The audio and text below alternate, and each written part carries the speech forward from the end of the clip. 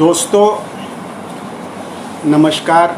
मैं 1 मिनट पहले आ गया हूँ और 1 मिनट पहले आने का कारण ये होता है कि थोड़ा बहुत आवाज़ और इन सब चीज़ों की तसल्ली हो जाती है कि ठीक आ रही है कि नहीं आ रही है। और संकल्प जैसे ऑनलाइन आएंगे हम लोगों को उनको बोला है मैंने कि वो फ़ोन पे मुझे बता देंगे, तो कोई अगर मैसेज कर दे तो मुझे पता चल जाएगा कि आवाज़ ठीक आ रही है कि नहीं आ रही है। और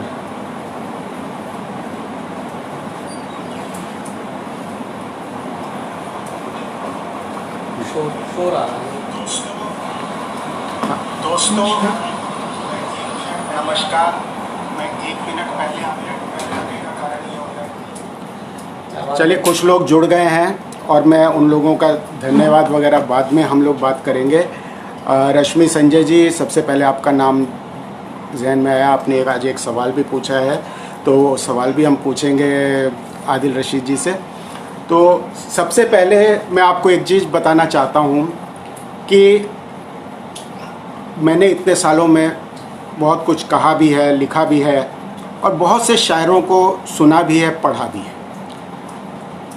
आप मेरी तलाश ये रहती है कि किस शायरी में उसका शायर दिखता है और कौन से शायर में उसकी शायरी दिखती है। तो बहुत जगह ऐसा हुआ कि बहुत अच्छे शायरों को मैंने सुनना पढ़ना बंद कर दिया। सबब ये रहा कि वो और उनकी शायरी एक दूसरे से मैच नहीं करते। यूँ महसूस होता है कि वो जो लिख रहा है शख्स और जो लिख रहा है उन दोनों में कोई रिश्ता नहीं है। लेकिन आज मैं जिनसे आपसे को मिलवाना चाह रहा हूँ, इसलिए नहीं कि वो मेरे बहुत अच्छे दोस्त हैं, बल्कि वो मेरे इसलिए बहुत अच्छे दोस्त हैं कि उनकी शायरी में आप उनको देख सकते हैं और उनमें आप उनकी शायरी को देख सकते हैं और दोनों के अंदर आप पूरा हिंदुस्तान देख सकते हैं, पूरा जहान देख सकते हैं। तो मैं बेसिकली आज ही एक शेर हुआ है और उनकी इसी शख्सियत के कारण हुआ है। आदिल जी, आप ही को डेडिकेटेड है ये शेर। अभी आप उधर बैठे हैं, इधर बुलाऊंगा मैं आपको, लेकिन आप मेरा शेर सुनिए। ये आदिल रशीद जी कह रहे हैं, कहा मैंने है, कलम मेरी है, लेकिन उनकी बात है। मेरे शेरों में ढूंढ लो मुझको, मेरे शेरों में ढूंढ लो मुझको, मैं ही उला हूँ मैं ही सानी हूँ, मैं ही उला हूँ मैं ही सानी हूँ। तो ऐसे लाजवाब बहुत सारी प्रतिभाओं के धनी आदिल रशीद जी हमारे साथ हैं, मेरे घर पे मेरे साथ हैं। मैं उनको बुला रहा हूँ और मुझे कुछ लोग दिख रहे हैं, जैनी शबनम जी और ये रश्मि संजय जी, सपना एहसास जी, अभी यानी पंकज गर्ग जी, वाह क्या तरन्नुम होता है आपका। बहुत अच्छे अच्छे लोग आ गए हैं, आपको बहुत मज़ा आएगा आदिल रशीद जी से बात करने में। तो आपका स्वागत है, आप इधर आ जाइए, तशरीफ़ लाइए। तो सबसे पहले तो आप दोस्तों बहुत बहुत शुक्रिया, आप तमाम लोग हाजिर हैं। मैं दिल की कलम से पेज और उनकी पूरी टीम, अनुभव सर और दीगर जो उनके लोग हैं टीम से जुड़े हुए, सभी का शुक्रिया अदा करता हूं। और दोस्तों इसमें शुक्रिया की बात ये भी है कि मैं लाइव आने से बहुत बचता था। मुझे बहुत से लोगों ने लाइव लाने की कोशिश की, लेकिन मैं बचता था कि मैं लाइव नहीं आता था। लेकिन संकल्प छोटा भाई है मेरा, उसके इसरार को और अनिल जी के आग्रह को मैं टाल नहीं सका, तो मैं आया हूँ कि ठीक है लाइव है आप लोगों के साथ में। शायरी तो आप लोग मेरे यूट्यूब चैनल पर भी या यूट्यूब पर भी सुनते रहते हैं, तो शायरी भी बीच बीच में मैं आप लोगों के साथ शेयर करूँगा। लेकिन जो चीज़ें मैं अपनी ज़िंदगी की, बहुत से लोगों ने इन्होंने रखा है कि कुछ सवाल जवाब करेंगे, अब अल्लाह जाने ये मुझे कहाँ ले जाके फांसेंगे, कौन से सवाल करेंगे। ये तो समझना मुश्किल है, लेकिन मुझे अच्छा लग रहा है सब लोगों के साथ जुड़ करके, और मैं बहुत बहुत शुक्रगुजार हूँ। लेकिन एक चीज़ मैं आप लोगों से क्षमा याचना चाहता हूँ, और बहुत ही माजरत के साथ, कि मेरी आँख का अभी लेज़र ऑपरेशन हुआ है, तो उसके बावजूद मुझे कमेंट्स नज़र नहीं आएंगे आपके। तो मैं ये अनिल जी से यही कहूँगा कि जिन लोगों का शुक्रिया अदा करना है, जैसे मुझे बहुत नज़दीक से देखना पड़ेगा तो प्रेम भटनेरी जी मुझे दिखाई दे रहे हैं, मेरे प्रेम भाई, बहुत ही मेरे करम फरमा है, मोहसिन है मेरी शायरी बहुत पोस्ट करते हैं अपनी वाल पर, और मेरी शोहरत में इनका भी हाथ है, और इसमें कोई दो राय नहीं कि मुझे लोगों तक पहुंचाने में इनका बड़ा योगदान है। अजय अज्ञात जी बहुत ही, और चेतन पांचाल नज़र आ रहे हैं, और भी कुछ लोग हैं, लेकिन मैंने जैसे अर्ज़ किया कि बहुत बारीक देखने पर मुझे तकलीफ़ होती है। लेज़र ऑपरेशन मेरा हुआ है बाईं आँख का, तो मुझे माफ़ करेंगे, लेकिन मैं कोशिश करूँगा कि बीच बीच में अपने छोटे मोबाइल से मैं लोगों के कमेंट्स देख सकूं। नज़दीक से देख सकता हूं, थोड़ा दूर से दिक्कत होगी मुझे, तो मुझे माफ़ करिएगा। लेकिन मैं तमाम लोगों का तहे दिल से शुक्रगुजार हूं। अनिल जी, सबसे पहले तो जो लोग आ गए हैं, ये आदिल जी और मेरी कंबाइंड शुक्रिया है उन लोगों के लिए। ये जैनी शबनम जी, सारिका जी, प्रवीण सक्सेना जी। प्रवीण सक्सेना जी तो हम लोगों के बहुत प्यारे दोस्त हैं, और ये चंदन खत्री जी, और चंदन खत्री कालागढ़ से हैं, और नीना सहर जी को बहुत बहुत शुक्रिया। और नीना सहर जी तो क्या कमाल कहती हैं, और माधवी शंकर, इन सब का शुक्रिया चलता रहेगा। अब हम शुरू करते हैं बातचीत। सबसे पहले तो आदिल जी, मैं कहूँगा पहले आप एक शेर कहिए, उसके बाद मेरा सवाल आएगा, क्योंकि लोगों को एक माहौल बन जाएगा आपसे बातचीत करने का। देखिए, मैं शायरी तो दरअसल स्टेज पर या करते हैं, अब यहाँ कोई ऐसा शेर पढ़ना चाहूँगा कि जैसे जो ना हो। ये मेरे चाहने वालों की नज़र है कि जिन लोगों ने मुझे आदिल रशीद बनाया, और मुझे इतना प्यार मिलता है सोशल मीडिया पर कि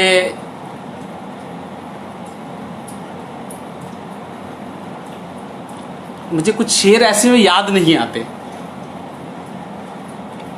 लेकिन एक शेर मुझे याद आ रहा है अपने चाहने वालों के लिए कि एक अजब चीज़ है मोहब्बत भी। वाह वाह। एक अजब चीज़ है मोहब्बत भी, कांच को कोहिनूर कहती है। क्या बात है, क्या बात। तो ये सब मेरे चाहने वाले हैं, जो मुझ जैसे एक छोटे से शायर को इतना पलकों पर बिठाए रहते हैं, और मेरे सोशल मीडिया पर इतनी शायरी पोस्ट करते रहते हैं। ये सब इन लोगों का प्रताप है कि जो मुझे मेरे चाहने वाले हैं। चलिए जी, सबसे पहले जियाउद्दीन अंसारी जी का शुक्रिया, पंकज कर जी का ये पिहानी से हैं जियाउद्दीन अंसारी। आप बहुत मैं बारीक मैसेज देख नहीं पा रहा। हाँ, नहीं तो कोई बात नहीं, मैं हूँ ना। और अपने जर्रा साहब आ गए, बहुत अच्छे शायर यूएस से, और इनको भी इनकी नज़्म पढ़ने में, इनकी शेर पढ़ने में बहुत मज़ा आता है। तो अब हम बातचीत का सिलसिला शुरू करते हैं शायरी से पहले, कि आपका जन्म कहाँ हुआ?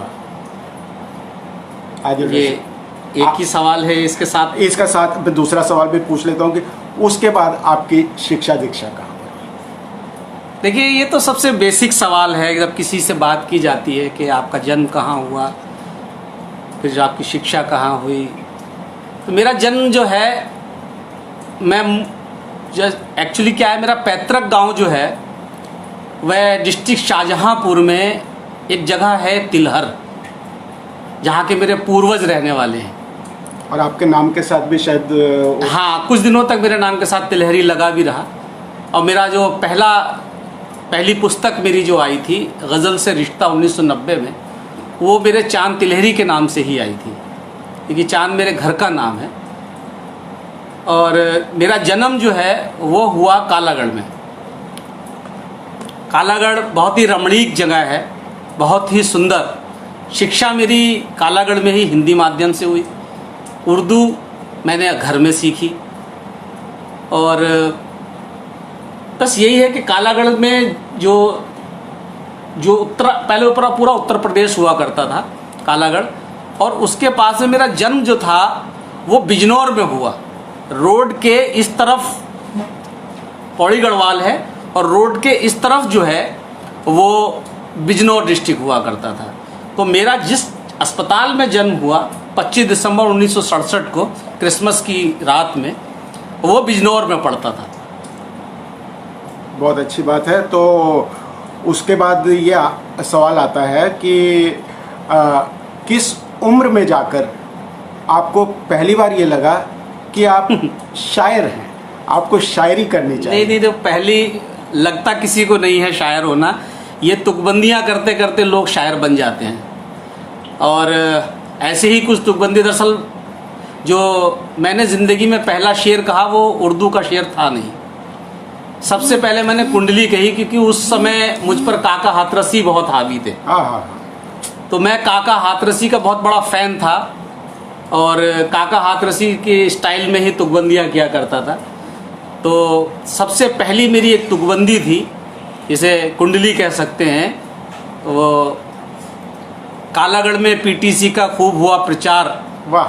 पीटीसी की आड़ में चला राजनीति हथियार, चला राजनीति हथियार सेंटर खुल ना पाया, चारों ओर घूमता बेरोजगारी का साया, क्या चली है चाल दिल खुश हो गया मेरे आका, था शांत कर दिया घोषित अशांत इलाका। वाह वाह। तो ये सबसे पहले मेरे मुख से जो निकला तो ये कुंडली थी। उसके बाद दूसरी कुंडली निकली, भारतवर्ष में फैल रही दहेज प्रथा की आग, भारत के इतिहास में लग रहा भयंकर दाग। भारतवर्ष में फैल रही दहेज प्रथा की आग, भारत के इतिहास में लग रहा भयंकर दाग, लग रहा भयंकर दाग, दूल्हे यहाँ हैं बिकते, आजकल के युवा खुद इसके जाल में फंसते, कह चांद क्यों रहे प्रेम विवाह को टाल, प्रेम विवाह से कट सकता है दहेज प्रथा का जाल। क्या बात है, क्या बात। तो ये जो मेरी कुंडलियाँ थी, ये हमारे एक मित्र हुआ करते थे पृथ्वी चतुर्वेदी, मेरा क्लास फेलो था। उसके जो पिताजी थे उनका कोई संबंध था अखबार से, तो उन्होंने वो जो मेरी कुंडलियाँ थी वो अखबार में भेज दी, और वो मुझे पता भी नहीं, अखबार में जब छप करके आ गई तो मुझे पता चला कि वो छप गई हैं। तो इस तरह हौसला बढ़ा, फिर उसके बाद आगे थोड़ी कहानी चलने लगी। चलिए ठीक है। तो मुझे लग रहा है कि हम यहाँ पर कुछ अशार हो जाएं, उसके बाद अशार तो हो ही जाएंगे उसमें। तो और उसके बाद थोड़ा सा और भी है कि ये शायरी चल ही रही थी कि पिताजी तक मेरी बात पहुंच गई कि बच्चा जो है वो, हमारे गुरुजी हुआ करते थे नंदन जी, तो जब वो अखबार में छपी तो अखबार उनके घर भी आया करता था। तो उन्होंने जब पिताजी से मिलना मिलाना भी था उनका, तो जब उन्होंने पिताजी को बताया कि आपके बेटे की जो है वो रचना उसमें छपी है, तो पिताजी ने मुझे अपने पास बुलाया। और पिताजी शाहिर के दीवाने थे, और उस टाइम तक मैं शाहिर का दीवाना नहीं था, क्योंकि मेरी उम्र उस टाइम मुश्किल से 11 वर्ष रही होगी, बहुत छोटी सी उम्र थी, तुकबंदियों की उम्र थी। लेकिन फिर उन्होंने जो था क्या कहते हैं, मुझको जो था वो शाहिर के लिए संबंध में कुछ बताया, और कहीं से उन्होंने एक हिंदी में साहिल लुधियानवी की किताब परछाइयाँ वो मंगवा के मुझे दी। और जब मैंने उस किताब को पढ़ा तो हैरत में पड़ गया, और उसके बाद बहुत असर आता गया मुझ पर। मैं मतलब इतना प्रभावित हुआ साहिल लुधियानवी से कि फिर उसके बाद मैं उर्दू में शेर कहने लगा। वाह। तो अभी कुछ लोग आ गए होंगे भाई। अब तो बहुत लोग आ गए हैं आपके चाहने वाले। नहीं, जो जिनके शुक्रिया, मतलब मेरी मजबूरी है, मैं लिख नहीं पा रहा हूँ। सपना एहसास जी आ गई हैं, सपना एहसास जी का बहुत बहुत शुक्रिया। और कोट द्वार चंदन भाई करके, चंदन खत्री नहीं, कोट द्वार बसित करके कुछ है, और अच्छा, बासित उनका शुक्रिया। सारिका जी चल रही हैं, बिजनौर से हैं। और कौशल परमार जी आ गए हैं, आपका बहुत बहुत शुक्रिया। तो आप लोग सब लोग जुड़ रहे हैं, और धीरे धीरे अब हम लोग शायरी के रंग की तरफ जाएंगे। तो एक बहुत मज़ेदार बात यह है कि आजकल पूरा ज़माना डिजिटल का होता जा रहा है, और डिजिटल का जब ज़माना होना शुरू हुआ तो आमतौर पे सब लोग जो थे, कुछ लोगों ने सोचा कि हमारा फील्ड तो डिजिटल नहीं हो सकता, लेकिन दिक्कत यह है कि डिजिटल आज की डेट में इतना हावी है नौजवानों के जहन में, दिल में, उनके हाथों में डिजिटल ही है। तो हमारे आदिल भाई डिजिटल से कैसे दूर रहते हैं? इनको कई लोग डिजिटल शायर के नाम से जानते हैं क्योंकि हाल ये हो गया है कि अगर कोई फेसबुक, ट्विटर या व्हाट्सएप से रिलेटेड किसी को कोई भी शेर दिखाई देता है तो वो सामने वाले से यही पूछता है कि क्या ये आदिल भाई का है। तो ये कैसे आपके जहन में आया कि आप डिजिटल शायरी करें? देखिए, ये डिजिटल शायरी दिमाग में आने के लिए दरअसल सवाल ये कंटेंट आपके दिमाग में होना चाहिए। कि मैं बताता हूँ, मेरा एक क्लास फेलो था और था क्या अब भी है, विनोद चौहान उसका नाम है, लेकिन आजकल वो विनोद प्रसून के नाम से कविताएं भी लिखता है और DPS ग्रेटर नोएडा के अंदर वो हिंदी विभाग में अध्यक्ष। तो एक दिन मैं अस्पताल में था, किसी के साथ में था और वहाँ पर अचानक एक फ़ोन आया मेरे मोबाइल के ऊपर। तो मैंने फ़ोन उठाया नहीं, फिर थोड़ी देर के बाद फिर फ़ोन आया, मैंने उठाया नहीं, तीसरी बार आया तो मैंने उठा लिया। उधर से वो बोला कि लईक बोल रहा है क्या? मैं हैरत में पड़ गया कि मुझे इस नाम से पुकारने वाला कौन हो सकता है, क्योंकि मैं बताना आपको भूल गया कि मेरा वास्तविक नाम जो है लईक अहमद है, जो कालागढ़ में। इसके पीछे भी एक कहानी है, खैर सारी कहानी सुनाऊंगा तो बहुत समय चला जाएगा, क्योंकि पिताजी ने मेरा नाम आदिल रखा था और नाना ने ख़त में मेरा नाम लईक लिख के भेजा था। मुख्तसर ये कि पिताजी जो थे वो नाना से डरते ही थे, इसलिए उन्होंने आदिल की जगह पर फिर दोबारा लईक करवा दिया उसके अंदर स्कूल में। तो जब वो उसने बोला कि लईक बोल रहा है क्या, तो मुझे हैरत हुई कि मुझे इस नाम से पुकारने वाला कौन हो सकता है। इस नाम से पुकारने वाला तो कोई मेरा कालागढ़ का ही हो सकता है। मैंने कहा हाँ मैं बोल रहा हूँ, बताइए। तो उधर से उसने बताया। तो हैरत की बात ये थी कि हम दोनों कवि थे और जी सलाम के एक प्रोग्राम में एक ही स्टेज पर थे, ना मैं उसको पहचान सका ना वो मुझे पहचान सका, क्योंकि समय ने दोनों के चेहरे बदल दिए। तो मैंने कहा तुझे मेरा नंबर कैसे मिला? कहने लगा यार मैं कालागढ़ सर्च कर रहा था गूगल पर और 50 बार तेरा नाम सर्च करा होगा कि तू उस ज़माने में शायरी किया करता था, लेकिन कभी तू मिला नहीं। तो मैंने वो एक शेर कहा जो आज मैं विनोद प्रसून अगर सुन रहे हो और जिशान मेरा छोटा भाई पिहानी से, उसने भी फरमाइश किया उसी शेर की। तो शेर मेरा ये था कि उसका रखा हुआ वो नाम ही फिर से रख लूँ। क्या बात है? उसका रखा हुआ वो नाम ही फिर से रख लूँ, ये भी मुमकिन है वो गूगल पे मुझे सर्च करे। क्या बात है, क्या बात तो है। दरअसल कंटेंट आने की बात है कि लोग अपने मित्रों को, अपने बचपन के बाल सखा को खूब सर्च करते हैं, उसी नाम से सर्च करते हैं जो उनके बचपन के नाम होते हैं। और अगर कोई बड़ा होकर मोहम्मद लईक से आदिल रशीद हो गया है तो सर्च करने वालों की तो कोई गलती नहीं है, वो तो उसी नाम से सर्च करते रहेंगे। तो ऐसे ही कंटेंट आते गए और डिजिटल शायरी इकट्ठी होती चली गई। फिर मैंने दूसरा एक शेर कहा कि गुस्से में पहले ब्लॉक किया भी गया मुझे, क्योंकि ये एक हमारे यहाँ की दरअसल सबसे बड़ी बात ये है कि हम किसी से नाराज़ होते हैं तो उसको फ़ौरन ब्लॉक कर देते हैं और अगले पल सोचते भी नहीं हैं, और फिर उसके बाद ये सोचते हैं कि यार इसने ब्लॉक तो मैंने इसको कर दिया, लेकिन ये मेरे बारे में कोई अनाप शनाप तो नहीं लिख रहा होगा, अब देख तो सकते नहीं है। तो फिर भारतीय तरीका निकालते हैं, एक फेक आईडी बना के उसको चेक करते हैं, उसकी वॉल पे जाते हैं, उसकी एक्टिविटीज़ चेक करते हैं। तो मैंने शेर कहा कि गुस्से में पहले ब्लॉक किया भी गया मुझे, फिर फेक आईडी से पढ़ा भी गया मुझे। तो ऐसे ही डिजिटल शायरी का मेरा जो था, जैसे मैंने एक शेर कहा कि अब अपनी वाल पे अपडेट दे के क्या हासिल, वो शख्स छोड़ गया फेसबुक की दुनिया को। वाह वाह वाह, क्या बात है, क्या बात है, बहुत सुंदर, बहुत सुंदर। एक शेर मैंने कहा कि क्या कहते हैं, वो बावफा था मगर बेवफा हुआ कैसे। देखिए गूगल के पास में हर प्रश्न का उत्तर है, सही बात है, लेकिन एक प्रश्न का उत्तर उसने भी नहीं दिया जो मैंने शेर में कंटेंट अपने से इसको मफहूम को बांधा कि वो बावफा था मगर बेवफा हुआ कैसे।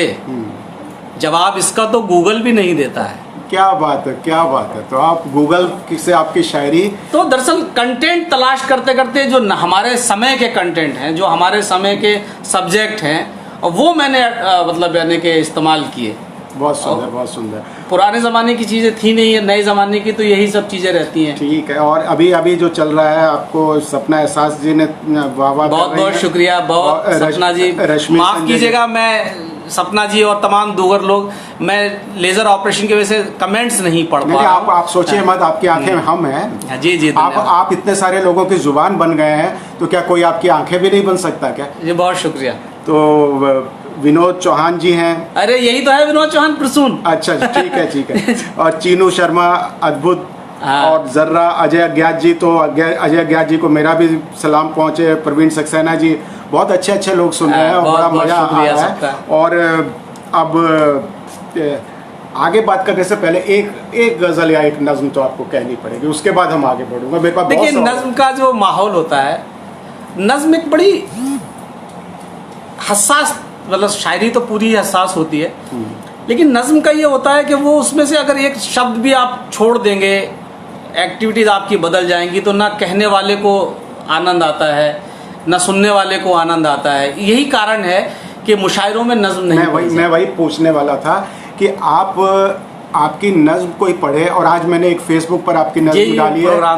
प्रोग्राम से पहले जस्ट रिकॉर्ड कर ली, मन हुआ। वो यूट्यूब पे भी मेरे आ जाएगी। हाँ, तो वो जो लोग अगर यूट्यूब से मेरे चैनल से जुड़ना चाहते हैं तो वो आदिल रशीद ऑफिशियल टाइप करके मेरे चैनल से जुड़ सकते हैं। तो जिस पे आने वाले वक्त में आपको बहुत अच्छी अच्छी चीजें भी मिलेंगी। जरूर जरूर। तो वो आप नज्म जो कहते हैं, वो जो भी लिखते हैं, कमाल की चीज़ होती है वो, कि वो उसको आप बार बार पढ़ना चाहते हैं, महसूस करना चाहते हैं। लेकिन आपने बताया कि मुशायरों में आप क्यों नहीं पढ़ते, क्योंकि बीच में किसी भी शायर ने टोक दिया या कुछ कर दिया, तो उसके बाद नज्म के लिए माहौल नहीं होता है। हाँ, वैसा तो आज नज्म के लिए माहौल है। सामने नज्म सुनने वाले बैठे हुए हैं, और वो बेसिकली आपको 50,000 लोगों को सुनाने की आदत है। चलिए मैं एक नज्म सुनाता हूं। वो 1.25 लाख के बराबर है भाभी जी का। तो 1.25 लाख आपके सामने बैठे हुए हैं। आज भाभी जी लग भी बहुत सुंदर रही हैं, और जाहिर सी बात है मुझे कई शेर याद भी आ रहे हैं। ठीक है। एक शेर मैं पढ़ता हुआ भाभी जी आगे चलता हूँ। ये आप ही की नज़र है। स्वागत है। वो शेर ये है कि जो समझ ले ज़हीन होता है, ज़हीन यानी बुद्धिमान, जो समझ ले ज़हीन होता है, इश्क भी एक दीन होता है। क्या बात है। जो समझ, वो दुआ, हाँ। जो समझ ले ज़हीन होता है, इश्क भी एक दीन होता है। मैं परिस्तान आ गया शायद, कोई इतना हसीन होता है। कोई इतना, वाह वाह।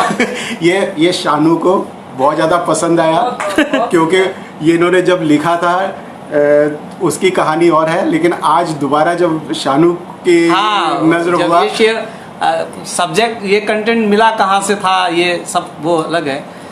और एक नाम मुझे नज़र आया है, मेरी प्यारी बहन समझ लीजिए, जैनी शबनम जी का, और जैनी शबनम जी हैं, प्रवीण सक्सेना जी हैं, लेकिन कितना आंखों पे जोर पड़ रहा है। शाकिर हुसैन जी हैं। शाकिर हुसैन माशाल्लाह मेरे भाई मुरादाबाद से, ये हेड ऑफ द डिपार्टमेंट है वहाँ पर उर्दू में। बहुत बहुत शुक्रिया शाकिर भाई। चलिए, आप नज्म पर आ रहे थे। हाँ, मैं ये कह रहा था कि जैसे नज्म होती है उसके लिए एक माहौल चाहिए होता है, और मुशायरों में नज्म हम इसलिए नहीं पढ़ पाते क्योंकि मुशायरा शाकिर भाई सुन रहे हैं और मेरे तमाम दोस्त और भी सुन रहे हैं। अब जो कामयाबी का पैमाना है, जो दाद का पैमाना है, वो शोर हो गया है। तो सही बात, हाँ, मैं सच बात कहता हूँ। मेरा एक शेर भी है, हक से कैसे नजर चुरा लूँ मैं तो आदिल भी हूँ, रशीद भी हूँ। क्या बात, मैं सच बात कहने से डरता नहीं हूँ। हाँ। और सच्ची बात तो यही है कि मैंने बहुत से शेर कहे अपनी ज़िंदगी के अंदर कि मेरे रिश्ते बहुत नहीं चलते, मेरे रिश्ते बहुत नहीं चलते, एहतियातन बता रहा हूँ मैं। वाह वाह। तो जो सच बोलने वाले लोग होते हैं उनके रिश्ते बहुत ज़्यादा दिन तक चलते नहीं हैं। हमारे 12 साल से चल रहे हैं और बहुत अच्छे से चल रहे हैं। तो जो हमारे मुशायरों में जो दाद का मेयार जो हो गया है, वो शोर हो गया है, और नज़्म जो होती है वो शोर में सुनाई नहीं जाती। लेकिन यहाँ सब बहुत अच्छे लोग जुड़े हुए हैं, और इसके बाद ये यूट्यूब पर पड़ी रहेगी और यहाँ पर भी तो सुन लेंगे। एक नज़्म सुनाना चाहता हूँ। एक जो मेरे उर्दू जानने वाले दोस्त हैं, उनसे माजरत के साथ मैं अपने उन दोस्तों को बताना चाहता हूँ कि एक शब्द होता है मुहमल। मुहमल शब्द जब तक, क्योंकि मजबूरी है कि इस नज़्म के अंदर मैंने एक जगह पर मुहमल शब्द इस्तेमाल किया है। मुहमल उस शब्द को कहते हैं जिस शब्द का कोई अर्थ नहीं होता। जैसे बोतल शोतल, बोतल का तो अर्थ है लेकिन शोतल का कोई अर्थ नहीं है। सही है। जैसे चाय वाय, तो चाय का तो अर्थ है लेकिन वाय का कोई अर्थ नहीं है। तो वो मुहमल शब्द याद रखिएगा कि वो एक ऐसे अर्थहीन शब्द को कहते हैं जिसका कोई अर्थ ना हो। समाज फरमाइए कि वो मेरी मासूम प्यारी बेटी। वाह, बहुत सुंदर नज्म है, इसको बहुत मन से सुनिएगा। इसका उन्वान है मासूम सवाल। वो मेरी मासूम प्यारी बेटी है उम्र जिसकी कि 6 बरस की। ये नज्म मैंने तब कही थी जबकि मेरी अरनी सहर बेटी जो थी वो 6 वर्ष की थी, आज वो 23 साल की है। वो मेरी मासूम प्यारी बेटी है उम्र जिसकी कि 6 बरस की। ये पूछ बैठी बताओ पापा जो आप अम्मी से कह रहे थे, जो तज़किरा आप कर रहे थे। वो मेरी मासूम प्यारी बेटी है उम्र जिसकी कि 6 बरस की। ये पूछ बैठी बताओ पापा जो आप अम्मी से कह रहे थे, जो तज़किरा आप कर रहे थे कि ज़िंदगी में बहुत से गम हैं। बताओ कहते हैं गम किसे, हम कहाँ मिलेंगे, हमें भी ला दो। क्या बात है, क्या बात है, क्या बात। वो मेरी मासूम प्यारी बेटी है उम्र जिसकी कि 6 बरस की।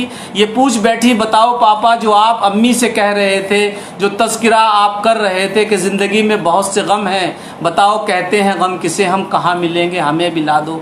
सवाल पर छटपटा गया मैं, जवाब सोचा तो काँप उठा। सवाल पर सकपका गया मैं, जवाब सोचा तो काँप उठा। कहा ये मैंने कि प्यारी बेटी ये लफ्ज़ मुहम्मल है, तुम न पढ़ना। क्या बात है, क्या बात है। अरे वाह, मुहम्मल का क्या खूबसूरत इस्तेमाल हुआ है। वाह वाह वाह। सवाल पर सकपका गया मैं, जवाब सोचा तो काँप उठा। कहा ये मैंने कि प्यारी बेटी ये लफ्ज़ मुहम्मल है, तुम न पढ़ना। तुम्हें तो बस है खुशी ही पढ़ना। ये लफ्ज़ बच्चे नहीं है पढ़ते, ये लफ्ज़ पापा के वास्ते। क्या बात है, क्या बात है। वाह वाह वाह वाह वाह वाह। कहा ये मैंने कि प्यारी बेटी ये लफ्ज़ मुहम्मल है, तुम न पढ़ना। तुम्हें तो बस है खुशी ही पढ़ना। ये लफ्ज़ बच्चे नहीं है पढ़ते, ये लफ्ज़ पापा के वास्ते है।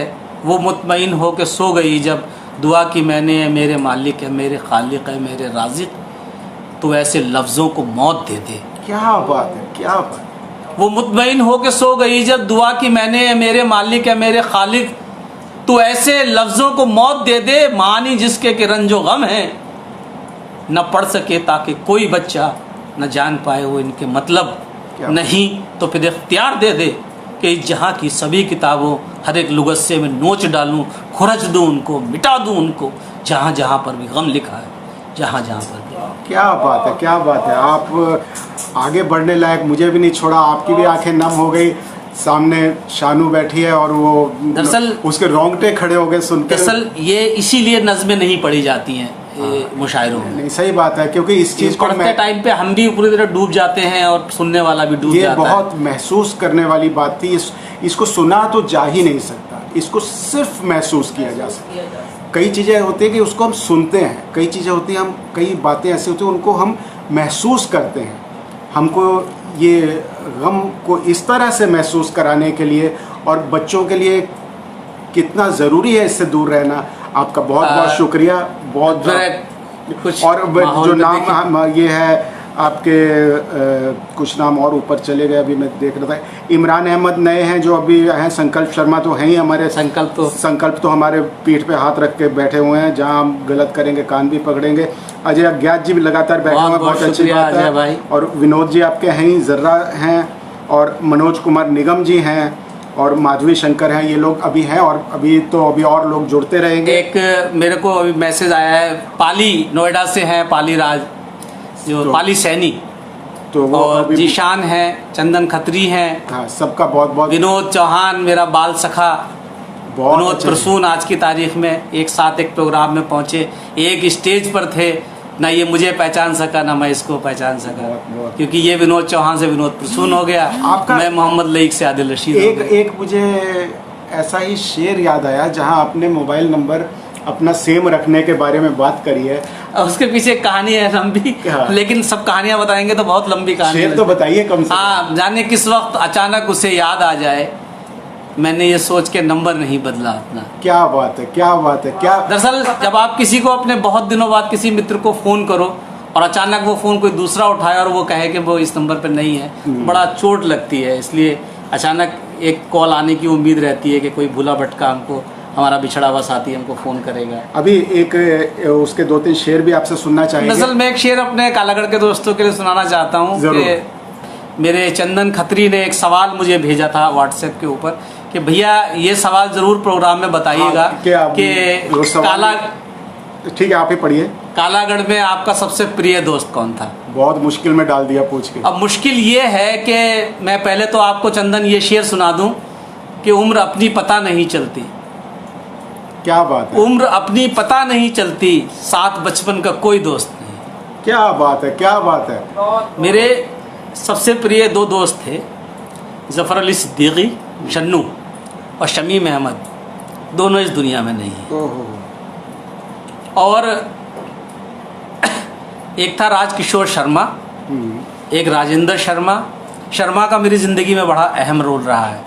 विपिन शर्मा और कैलाश शर्मा, ये सब मेरे साथ थे। और एक जिसका नाम था दिनेश सिंह रावत, दिलीप सिंह बिष्ट, ये सब मेरे दोस्त थे, सभी मुझे प्रिय थे। लेकिन आपने कहा सबसे प्रिय कौन था, ये बताना बड़ा मुश्किल है, क्योंकि मेरे लिए सब एक जैसे थे।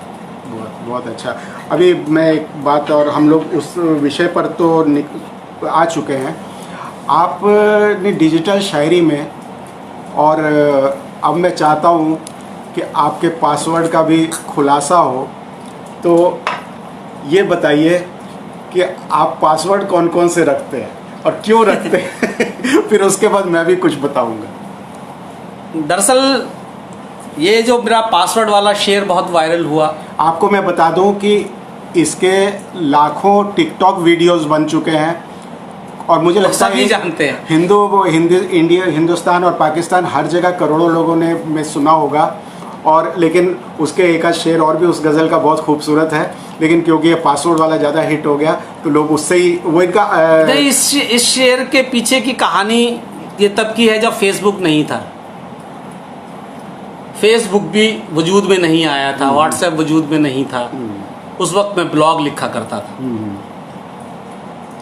और एक दिन मेरा ब्लॉग हैक हो गया।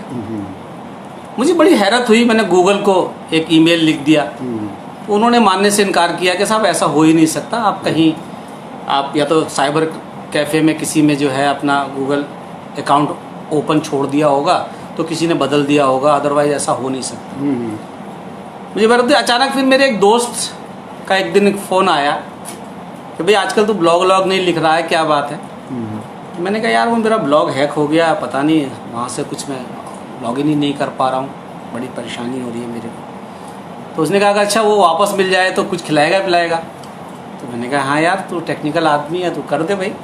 तो हमने खैर उससे मुलाकात की, जब उसने जाकर के अपने लैपटॉप पर निकाल के मुझे दे दिया तो ओपन हो गया। तो मुझे बड़ी हैरत हुई, मैंने कहा यार ये कैसे हुआ, तूने तो 1 मिनट में हासिल कर लिया। तो उसने बड़ा हंस के जवाब दिया, क्योंकि हैक भी मैंने ही किया था।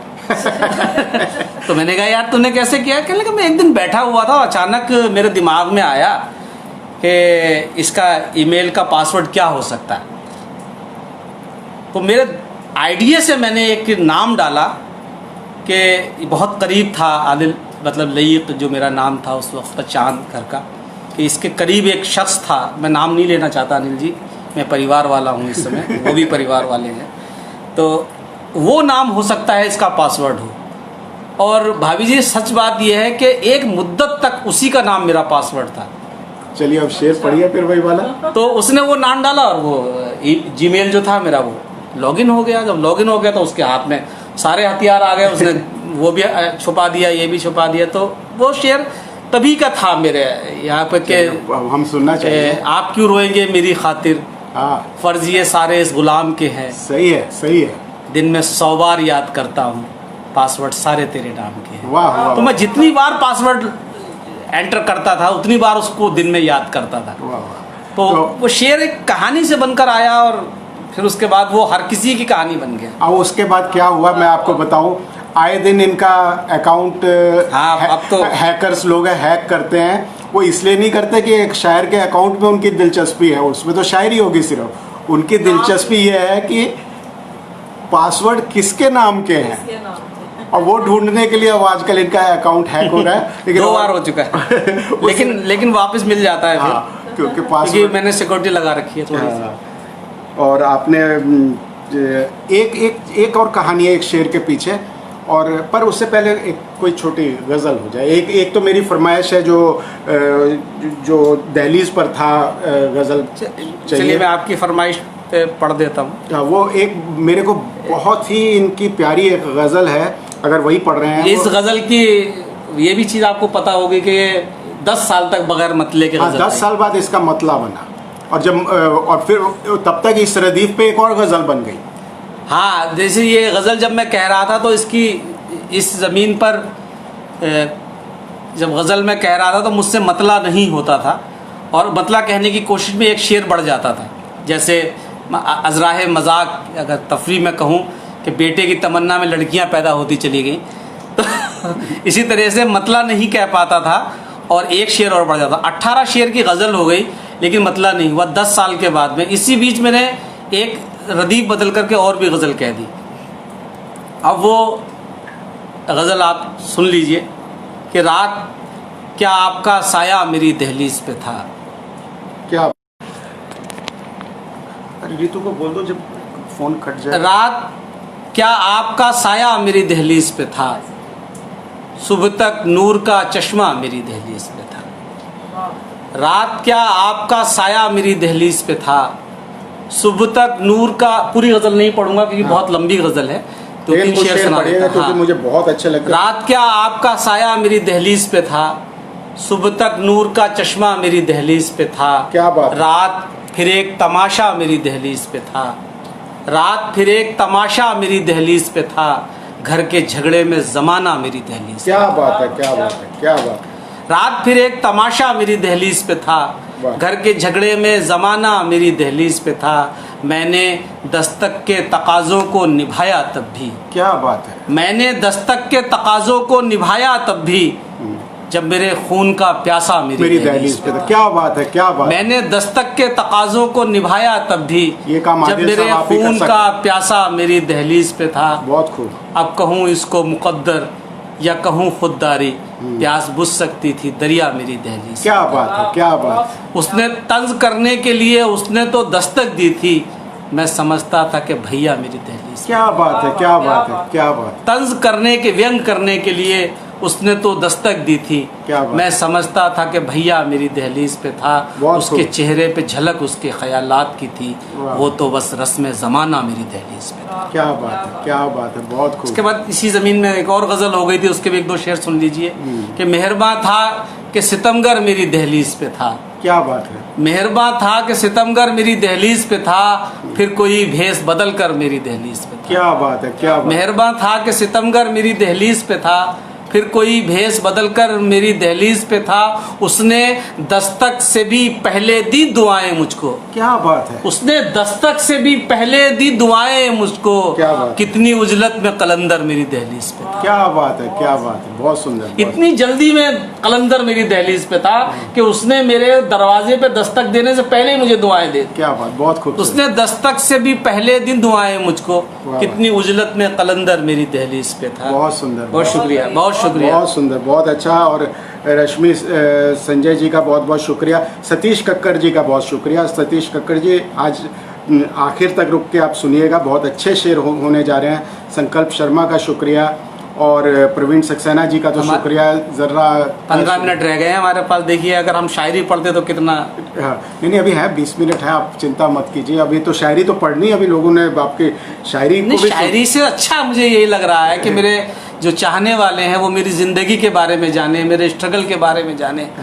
मेरी एक और दिलचस्प बात है, वो मुझे संकल्प जी ने बताई थी कि एक शेर आपका ऐसा था। नॉर्मली होता क्या है कि शायर का शेर होता है और वो उछलता फिरता है कि मैं ज़माने में बांटूं, इसको सबसे शेयर करूं, लेकिन एक शेर ऐसा था जो आपके सीने में 4 साल लगभग 4 साल सीने में ही रहा। और वो क्यों रहा और वो शेर कौन सा था, वो अभी आप आदिल जी। दरअसल कुछ चीज़ें हमारा छोटा भाई संकल्प है, उससे मैं शेयर करता रहता हूँ, उनके ज़रिए आप तक भी बात पहुँच गई है। दरअसल मैं किसी से प्यार करता था और उसीलिए मैंने वो एक शेर कहा था। एक शेर नहीं है बल्कि वो मुक्तक है। हैसियत अपनी पता है ये मगर वादा है, मैं किसी को भी तेरा दिल न दुखाने दूंगा। क्या बात है। ये शेर नहीं, एक वादा भी था, एक मुक्तक जो था, एक वादा था, उस शायरी में करता था बहुत पहले से। तो हैसियत अपनी पता है ये मगर वादा है, मैं किसी को भी तेरा दिल न दुखाने दूंगा, मैं तेरी मांग में तारे तो नहीं भर सकता, हाँ मगर आंख में आंसू नहीं आने। वाह वाह वाह। तो जब ये शेर 1900 भाभी जी मैंने 90 में कहा, तो इस शेर को मैंने किसी को सुनाया ही नहीं, अपने पास ही रखता रहा। जब मेरी शादी हो गई और जब मेरी पहली रात थी, तो मैंने अपनी पत्नी को सबसे पहले यही शेर सुनाया और उनको बहुत अच्छा लगा। आज वही मेरी पत्नी है, मेरे बच्चों की माँ है, बहुत और मेरी ज़िंदगी बहुत खुशहाल है। अच्छा, अभी आदिल जी ने जब बोला आज वही मेरी पत्नी है, तो अभी हम जब ऑफ द रिकॉर्ड बात कर रहे थे, तो आदिल जी ने एक बहुत खूबसूरत बात करी। उसके बाद शानू पूछना भूल गई, शानू की ज़िद थी कि मैं वो शेर ज़रूर सुनूंगी दोबारा से, तो वो शेर भी सुनेंगे। इन्होंने एक चीज़ बोली कि मेरी ज़िंदगी ऐसी गुजरी और गुज़र रही है और गुजरेगी कि मेरे लिए मेरी पत्नी के अलावा, पर स्त्री का कोई मतलब वो नहीं है, पत्नी के अलावा हर स्त्री जो है मेरे लिए बहन के बराबर है, बहन जैसी है। तो और उसके बाद मैंने कहा ये चीज़ें इंसान की पता भी चल जाती है। तो इन्होंने एक औरत के बारे में, उसकी एक ख़ास बात के बारे में शेर कहा और मिसेज से मेरी बातचीत करी, और वो तो 5 मिनट तो तालियां ही बजाती रही, तो अब दोबारा तालियां वो बजाना चाहती है। अब वो शेर सुन लीजिए। इसमें एक मिसरा बाहर से है, क्या है कि दरअसल स्त्री को अल्लाह ताला ने एक गुड, जैसे हम अपने बच्चों को गुड टच और बैड टच के बारे में बताते हैं, ऐसे स्त्री जो होती है वो ख़राब निगाहों को और अच्छी निगाहों को बहुत अच्छे से समझ लेती है कि किसकी निगाह कैसी है। ये स्त्री से ज़्यादा कोई नहीं समझ पाता है। इसीलिए वो कभी कभी ऐसा होता है कि आपके कोई मित्र अगर आपके घर आता है, तो वो अगली बार अनमनी होकर कहती है कि ऐसे लोगों को मत लाया कीजिए।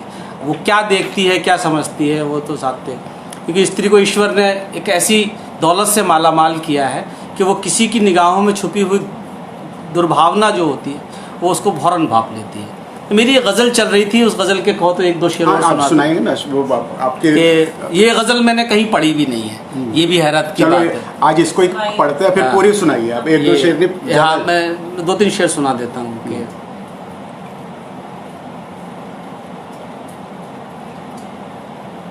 कसीदों में छुपे हैं तंज क्या क्या, तंज यानी व्यंग, कसीदे माने प्रशंसा में कहे गए शब्द।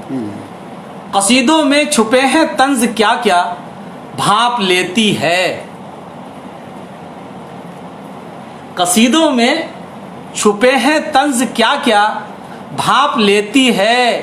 नजर बारीक हो तो हर इरादा भाप लेती है। क्या बात है, क्या बात। कसीदों में छुपे हैं तंज क्या क्या, भाप लेती है।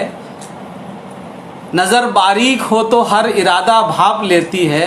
और वो शेर सुन लीजिए कि खुदा ने ये सिफत यानी विशेषता, खुदा ने ये सिफत दुनिया की हर औरत को बख्शी है। ये मिसरा मैंने किसी दूसरे शायर का लिया कि कसीदों में छुपे हैं तंज क्या क्या, भाप लेती है। नज़र बारीक हो तो हर इरादा भाप लेती है। खुदा ने ये सिफत दुनिया की हर औरत को बख्शी है। अगर अंधी भी हो लहजे से मंशा भाप लेती है। क्या बात है, क्या बात है, क्या बात है। जो आपकी बोलचाल है, जो आपका स्टाइल है, उससे वो समझ जाती है कि आपके मन में क्या बहुत चल रहा है। बहुत खूब। ये अजय अज्ञात जी बहुत पसंद कर रहे हैं आपकी शायरी। बहुत बहुत मेरे तो बहुत चहेते हैं मेरे छोटे, मतलब मुझसे उम्र में तो बड़े हैं, लेकिन मैं बहुत अनुभव मनोचा आपकी शायरी। बहुत बहुत शुक्रिया, बहुत बहुत शुक्रिया। और जैनी शबनम जी। अरे सर जैनी जी तो बहुत ही बहुत धन्यवाद। सपना एहसास जी, बहुत बहुत शुक्रिया। रश्मि संजय जी, तो ये सब लोग आपको बहुत मन से सुन रहे हैं और बहुत मुझको बातचीत करने में बड़ा मज़ा आ रहा है। घड़ी मत देखिए, और घड़ी देखने पर आपको कोई आप पर मुकदमा भी चलाया जा सकता है। तो आप वो 1 घंटे का ही प्रोग्राम है ना, या ज़्यादा भी चल सकता है? आप चलिए, अब हम देखते हैं, बातचीत तो कर रहे हैं, अभी आगे देखते हैं कैसे कैसे चलता। अब दहलीज पर तो था, हो गया। अब एक कई बार इनके शेरों ने अजीब अजीब से कमाल भी किए हैं। आपको ये, मैं अभी इनके शेरों की कहानियाँ ज़्यादा सुना रहा हूँ। एक सगाई आपने तुड़वाई थी, ये तो आप जानते हैं। नहीं, वो और वो शेर भी अच्छा है, तो दोनों चीज़ें हो जाएंगी। उस पागल ने फेसबुक के ऊपर पोस्ट लगा दी थी, उसका मुझे बहुत हैरत हुई। किसी का प्रेम किसी से चलता था, उसकी लड़की की शादी तय हो गई, वो सऊदी में रहता था, नौकरी करता था। उसने मेरा एक शेर याद रखिएगा, हाथ कांपेंगे, मेरा नंबर डिलीट करते हुए। नहीं, वो शायरी में थोड़ा समय लग जाएगा, और भी कुछ चीज़ें हैं। हाँ। ये सब वो शायरी है, इसको रिपीट करने से कोई हासिल नहीं है। इस पर लाखों वीडियो यूट्यूब और टिकटॉक पर घूम रहे हैं, तो वो शेर सुनाने से क्या हासिल है लाइफ के अंदर, जो शेर मेरे दोस्तों ने पहले ही सुना हर जगह। लेकिन प्रकरण इसका ये है कि उसने वो शेर उसको व्हाट्सएप कर दिया, और उसने फिर अपने शादी के 25 दिन रह गए थे तो उसने इनकार कर दिया शादी से, और फिर अब दोनों की शादी हो गई, बड़े खुशहाल है। तो कई बार इनके शेर जो कोई चीज़ तोड़ते हैं। और उसने ये कमाल की बात है कि ये सब कुछ उसने फेसबुक पे लगा दिया कि मैंने ऐसा किया था, तो ऐसा हुआ था, मेरी अब शादी तय हो गई है। तो ये होता है कि कई बार ये कोई चीज़ तोड़ते भी हैं तो वो कुछ जोड़ने के लिए करते हैं। तो ना इन्होंने कभी दिल तोड़े हैं, ना कुछ करा है। और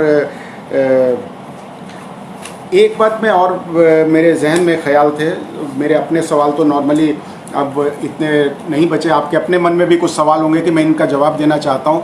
लेकिन एक चीज़ मैं जो बताना चाह रहा था कि आदिल साहब, ऐसा क्या होता है कि एक तो मैं पहले आपकी इस चीज़ की तारीफ़ करता हूँ कि लोग नए गज़लकारों को उभरने नहीं देना चाहते। उस्ताद लोग ऐसे बैठे हैं, उनको लगता है हम 10-12 उस्ताद ही शायरी करें, बाकी अगर कोई करता है तो उसको इतना डिमोरलाइज कर दो कि वो उठने से पहले ही ज़मीन पे बैठ जाए।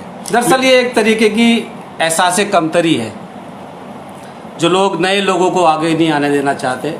दरअसल बात है कि वो खुद बैसाखियों पे चल रहे लोग होते हैं। हाँ, क्योंकि आपने हमेशा नए लोगों को बढ़ावा दिया। दरअसल हम भी तो कभी नए रहे ना। हाँ। हमको भी लोगों ने हौसला दिया। आज अगर हम नए लोगों को हौसला नहीं देंगे तो क्या होगा? सवाल तो ये है कि जैसे जब हम नए थे तो हम क्या कहते, एक शेर मैंने कहा था, वो सुन लीजिए कि आज पौधा हूँ तो सब रिश्ते हैं मुझसे बेखबर। आज आदिल रशीद मशहूर है, हिंदुस्तान से बाहर भी चला गया, हिंदुस्तान के हर बड़े मुशायरे में, सोशल मीडिया पर है। कल तो नहीं था ऐसा ना। कल तो मैं ये सोचता था कि कोई मेरे शेर की तारीफ़ ही कर दे, कोई मुझसे यही कह दे कि बहुत अच्छा शेर कहा है, तो मेरा मन बढ़ जाएगा। तो ऐसे जब नया होता है तो वो हर कोई होता है। उसी वक्त मैंने ये शेर कहा था कि आज पौधा हूँ तो सब रिश्ते हैं मुझसे बेखबर। आज पौधा हूँ तो सब रिश्ते हैं मुझसे बेखबर, जब शजर हो जाऊँगा सब छाँव में आ जाएंगे। वाह वाह, क्या बात है, क्या बात। जब एक पौधा पेड़ बन जाता है ना, तो सब चारपाई लेके उसके नीचे छाँव में बैठने आ जाते हैं। सही बात है। लेकिन जब उस पौधे को ज़रूरत होती है पानी की, देखभाल की, तो कोई नहीं देना चाहता। तो नए लोगों को आगे आना चाहिए। हम तो अगर कोई भी, मैं तो इस प्लेटफॉर्म से आपसे एक बात कहना चाहता हूँ कि अगर कभी भी अगर किसी तरीके की शायरी साहित्य में आपको किसी परामर्श की आवश्यकता पड़े तो मैं हर वक्त हाजिर हूँ। आधी रात को आप मुझे व्हाट्सएप कीजिए, अगर सो भी गया होऊंगा तो सभी जवाब दूंगा या कॉल करूंगा आपको वापस में। जो भी नए साहित्यकार निकल करके सामने आ रहे हैं वो अपना मनोबल न तोड़ें, बल्कि ऐसे लोगों को दरकिनार कर दे जो आपका हौसला तोड़ते हैं। बहुत से लोग जिंदगी और ज़िंदगी पर लोगों को जलील करते रहते हैं। उनको सोचना चाहिए कि जो आदमी जिस भाषा से आया है, ज़रूरी थोड़ी कि वो ज़िंदगी को ज़िंदगी बोले। सीखते सीखते बच्चा पहले तोतला कर बोलता है, फिर उसके बाद वो सीख जाता है बोलने के लिए। बहुत हम माँ के पेट से थोड़ी सीख कर आते हैं सब कुछ। सही बात है। ये कनिका संकल्प शर्मा जी भी आपको देख मेरी बहू है ये। हाँ, सही बात है, मेरे को मालूम है। और हेमचंद भट्ट जी, ये असल में वैसे डॉक्टर हैं, हमारे एरिया के सबसे बड़े चाइल्ड स्पेशलिस्ट हैं, गोल्ड मेडलिस्ट हैं, लेकिन आपकी शायरी सुनने के लिए भी बैठे हुए, बहुत शायरी पसंद करते हैं। और मुसाफिर जी हम हमारे बीच में। अरे मुसाफिर जी नमस्कार, बहुत बहुत शुक्रिया, आपकी आवाज़ का लोहा मानता हूँ मैं। देखिए मुसाफिर जी, आप दोनों की जल्दी डिजिटल मुलाकात होने वाली है। अच्छा, बहुत अच्छी। एक चीज़ मैं आपसे और मुझे पहले पूछ लेना चाहिए था। एक चीज़ मैं देखता हूँ कि आप घड़ी मत देखिए, 5-7-10 मिनट ऊपर जा सकते हैं, कोई बात। तो आपका मैंने एक बात देखा है कि शिवरात्रि हो, जन्माष्टमी हो, दिवाली, दशहरा तो बड़े त्यौहार हैं, राखी हो, कुछ भी हो, मैं कभी आपको ईद की मुबारकबाद देना भूल सकता हूँ, आप इन त्योहारों की मुबारकबाद देना भूलते नहीं हैं। प्लस उसके साथ जो आपने 2-4 पंक्तियाँ लिखी होती हैं और जो आपको अच्छे से जानते हैं, तो उनका उससे ये पता चलता है आपकी हिंदू माइथोलॉजी जो है उसमें बहुत अच्छी पकड़ है। ये आपने कहाँ से इन चीज़ों को जाना समझा, और आपके सर्कल में क्या इसका कभी विरोध नहीं होता? क्योंकि कई बार ऐसा होता है कि हम लोग सभी को लगता है कि हम सिर्फ अपने मज़हब तक सीमित रहें, उसको ही नहीं, समझें। देखिए जहाँ तक सवाल है, पहले तो मैं बताऊँ आपको कि मेरा जन्म हुआ है कालागढ़ में। कालागढ़ में एक प्रोजेक्ट एरिया था, वहाँ पर सभी धर्म के लोग रहते थे और बड़ा कंबाइंड कल्चर था वहाँ का। तो मेरे जो अधिकांश मित्र थे, वो मेरा उठना बैठना जो था हमेशा अपनी उम्र से ज़्यादा लोगों के साथ रहा। बहुत अच्छी तो मैं वहाँ पर पंडितों के साथ बहुत बैठा, और आपको पता होना चाहिए कि मुझे एक चीज़ में ईश्वर ने वरदान दिया है कि मेरी याददाश्त बहुत तेज है। ये तो सही मानते हैं। मेरी याददाश्त ईश्वर ने मुझे इससे वरदान से नवाजा। अब आगे चलकर क्या रहेगी ये तो पता नहीं है, लेकिन अभी तक तो ईश्वर ने मेरी याददाश्त बहुत तेज रही। और अखंड रामायण में मैं बैठा करता था। अरे वाह! अखंड रामायण में रामलीला के अंदर मैं पार्टिसिपेट किया करता था। वाह! तो जो मेरे जो आसपास का जो माहौल था वो पंडितों का था, और मतलब बड़े ज्ञानी लोगों के साथ रहा। तो मेरे पास सुन करके वो हिंदू मैथोलॉजी जो है वो आ गई। फिर मैंने उस पर जब आपको किसी चीज़ का ज्ञान होता है तो आप उस पर शेर भी कहते रहते हो। तो मैंने बहुत से शेर कहे, बहुत से वायरल मेरे इस चीज़ पे हुए, तो उसके पीछे मेरा बचपन है। कोई एक शेयर करना चाहेंगे? हाँ, क्यों नहीं, बहुत से शेर हैं, तो मुझे मैं सुना देता हूँ कि प्यासे के दिल में क्या है ये दरिया ना पढ़ सके। अब मैं इसके अंदर बताऊंगा, प्रकरण बाद में बताऊंगा, पहले शेर सुना देता हूँ। प्यासे के दिल में क्या है ये दरिया ना पढ़ सके, वो दोस्त क्या जो दोस्त का चेहरा ना पढ़ सके। क्या बात है, क्या बात है, क्या बात है। अब ये बज़ाहिर तौर पर ऐसा लगता है कि एक दोस्त के पास गया है, लेकिन आप दूसरे शेर का जब चौथा मिसरा सुनेंगे तो ये मुक्तक है। प्यासे के दिल में क्या है ये दरिया ना पढ़ सके, वो दोस्त क्या जो दोस्त का चेहरा न पढ़ सके, हालात घर के देखे तो वो खुद पे हंस पड़े, क्या बात, कान्हा के दिल की बात सुदामा न पढ़ सके। क्या बात है, क्या बात, क्या बात है, क्या सुंदर शेर है। मतलब मेरे एक जगह मैंने कहा था कि अगर कुछ मांगना ही है तो दुनिया मांग लेते हैं। क्या बात। अब गजल समझ कर लोगों ने इसको बड़ा दाद दिए। सारा हिंदू मैथोलॉजी है कि मैंने महाभारत से शेर लिए हैं, मैंने रामायण से शेर लिए हैं, मैंने गीता से शेर लिए हैं। अगर कुछ मांगना ही है तो दुनिया मांग लेते हैं, चलो हम आज उनसे हाथ उनका मांग लेते हैं। क्या बात है, क्या बात। अब ये ऐसा बज़ाहिर लग रहा है कि प्रेमी प्रेमिका से हाथ मांग रहा है, लेकिन चौथा मिसरा जब आएगा तो आपको लगेगा कि हाँ ये कहाँ से शेर उठाया गया। अगर कुछ मांगना ही है तो दुनिया मांग लेते हैं, चलो हम आज उनसे हाथ उनका मांग लेते हैं, जो बुद्धिमान है कान्हा को अपने साथ रखते हैं। क्या बात। जो बुद्धिमान है कान्हा को अपने साथ रखते हैं, जो बुद्धिहीन है कान्हा से सेना मांग लेते हैं। क्या बात है, क्या बात है, क्या बात है। बोलो लाजवाब शेर। और क्या बिल्कुल ये जो आदमी महाभारत गीता में घुसा हुआ है वही इस शेर का मतलब समझ अगर कुछ मांगना ही है तो दुनिया मांग लेते हैं, चलो हम आज उनसे हाथ उनका मांग लेते हैं। जो बुद्धिमान है कान्हा को अपने साथ रखते हैं, जो बुद्धिहीन है कान्हा से सेना मांग लेते हैं। ये कैसे लोग हैं कैसी रिवायत के अमी हैं ये कैसे लोग हैं कैसी रिवायत के अमी हैं ये, हुनर तो कुछ नहीं देते अंगूठा मांग लेते। क्या बात है, क्या बात है, क्या बात है। ये शेर मैंने तो खैर पढ़ा हुआ है आपके बहुत, मैं तो पढ़ता रहता हूँ, लेकिन यादें डसेंगी बस इसी कारण नहीं गई। इसमें कृष्ण और राधा आपको मिलेंगे कि यादें डसेंगी बस इसी कारण नहीं गई, राधा बिछड़ के श्याम से मधुबन नहीं गई। क्या बात है, क्या बात है, क्या बात। क्योंकि वो जगह है, वो मेरी गजल है ना, वो शेर है। वो जहाँ की थी प्यार की बातें उन ठिकानों पे बैठकर रोए, ये शेर भी यहीं से प्राप्त हुआ है। हाँ, सही बात है, क्या बात है, बहुत सुंदर है। जहाँ जहाँ मतलब कान्हा और राधा जो मिलन हुआ है मधुबन के अंदर, उसके बाद में अगर कोई अकेला जाता है तो फिर कितना रोता है। सही बात है। वो जहाँ की थी प्यार की बातें उन ठिकानों पे बैठकर रोए, क्या यही है सिला मोहब्बत का, चंद दिन हंस के उम्र भर रोए। क्या बात, क्या बात है, क्या बात, बहुत सुंदर शेर। अब आ रहे हैं आप जोश में। नहीं, मैं बता रहा हूँ कि दरअसल शायरी शायरी तो बहुत होती रहती है। अब मैं जैसे बताता हूँ कि मैंने ऐसा नहीं है कि मैंने हिंदू मतलब मैथोलॉजी पे शेयर करे, अपने पे भी कहे हैं मैंने। हाँ। एक ऐसी नज्म है जो मैं आज तक हिम्मत नहीं कर पाया। मैं आपके माध्यम से ये कहना चाहता हूँ कि मेरी हिम्मत नहीं हुई कि किसी मुशायरे में पढ़ दूँ। आज करेंगे हिम्मत क्या? आज कर सकता हूँ मैं हिम्मत। चलिए पढ़िए। भाई को लड़ाता है बड़ी शान के साथ। भाई को लड़ाते, संकल्प सुन रहे हैं मेरे, संकल्प की सुनी हुई है ये, क्योंकि मेरे कोई ऐसी शायरी नहीं है जो संकल्प शर्मा की सुनी भी ना हो। भाई को लड़ाता है बड़ी शान के साथ। भाई को लड़ाता है बड़ी शान के साथ, दिल पड़ोसी का दुखाता है बड़ी शान के साथ। क्या बात है।